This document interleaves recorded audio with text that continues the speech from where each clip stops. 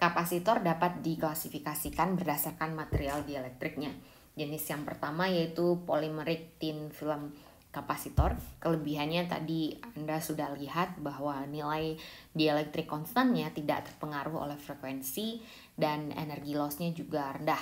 Kekurangannya konstanta dielektriknya rendah sehingga kapasitasnya juga rendah. Jenis kedua adalah electrolytic kapasitor, yang dimana di antara dua metal plate ini diberi larutan elektrolit. Keuntungannya kapasitas yang lebih tinggi bisa dicapai, tapi ada masalah dari larutan elektrolit ini yang bisa menguap sehingga kering, lalu kapasitasnya tidak bisa tinggi lagi karena larutan elektrolitnya sekarang diganti dengan udara. Contohnya adalah aluminium electrolytic kapasitor, yang mana aluminium dipakai sebagai elektroda metalnya, kemudian pada salah satu elektrodanya ada lapisan Al2O3. Ya, ini lapisan Al2O3 di sini. Dan kemudian larutan elektrolit di antara kedua logam aluminium ini. Di sini yang berfungsi sebagai material dielektrik adalah Al2O3, bukan larutan elektrolitnya, karena Al2O3 memiliki konstanta dielektrik yang tinggi dan lebarnya yang tipis sehingga D-nya menjadi lebih kecil. Jadi ini adalah D-nya itu ini.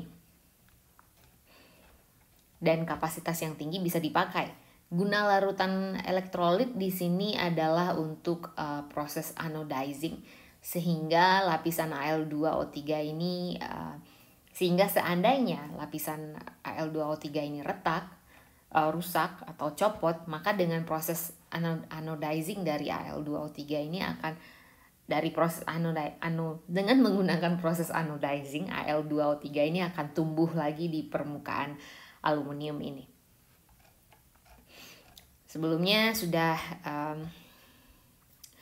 dibahas kalau yang tipe elektrolitik ada kendala electrolyte dry up, maka untuk mengatasi masalah tersebut ada yang disebut sebagai solid electrolyte kapasitor yang tidak akan kering dan stabil pada pemakaian lama dan temperatur yang tinggi, sehingga ini banyak dipakai pada peralatan elektronik. Contohnya di sini adalah solid electrolyte tantalum kapasitor yang anodanya itu tantalum Ta ya. Jadi dielektrik materialnya adalah Ta2O5 tantalum pentoxide. Kemudian liquid elektrolit tadi diganti dengan MnO2 dan ada grafit dan silver paste di katodanya. Kemudian dibungkus oleh epoksi. Di sini Anda lihat permukaan dari Ta2O5 dikasarkan ya. Ini kasar seperti ini. Jadi karena supaya luas areanya diperbesar sehingga kapasitasnya bisa naik ya, sesuai dengan, jadi ingat rumus yang ini ya. Jadi ini sengaja dikasarkan supaya A di sini naik. Jadi berikut adalah properti dari masing-masing kapasitor. Tadi kita sudah bahas tipe polimer yang di sini diwakili oleh polipropilen dan polyester. Ya. Dan tipe aluminium elektrolitik sudah kita bahas juga. Dan yang solid ini diwakili oleh tantalum. Yang belum kita bahas di sini adalah jenis mica, ya, mica dan high-K ceramik.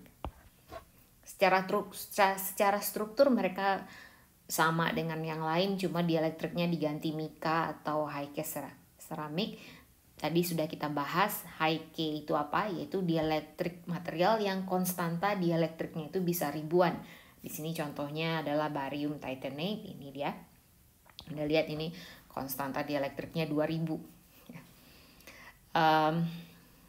Bandingan dengan mica dan polimer yang angkanya itu di bawah 10 gitu ya, kecil. Di sini diberikan beberapa properti yang bisa dikonsider waktu pemilihan material untuk kapasitor seperti konstanta dielektrik, high K-nya,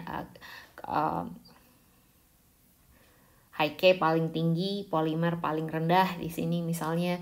Terus ada ada energi loss ya, tanggal delta bisa Anda lihat di sini. Polimernya paling rendah tadi sudah kita bicarakan, dan yang paling tinggi adalah aluminium elektrolitik di sini. Terus dielectric strength yang paling tinggi adalah aluminium elektrolitik, dan paling rendah ya, paling rendah adalah high K ceramic. Jadi walaupun dielectric constantnya tinggi tapi breakdownnya rendah. Jadi salah satu kekurangan dari barium titanate ini.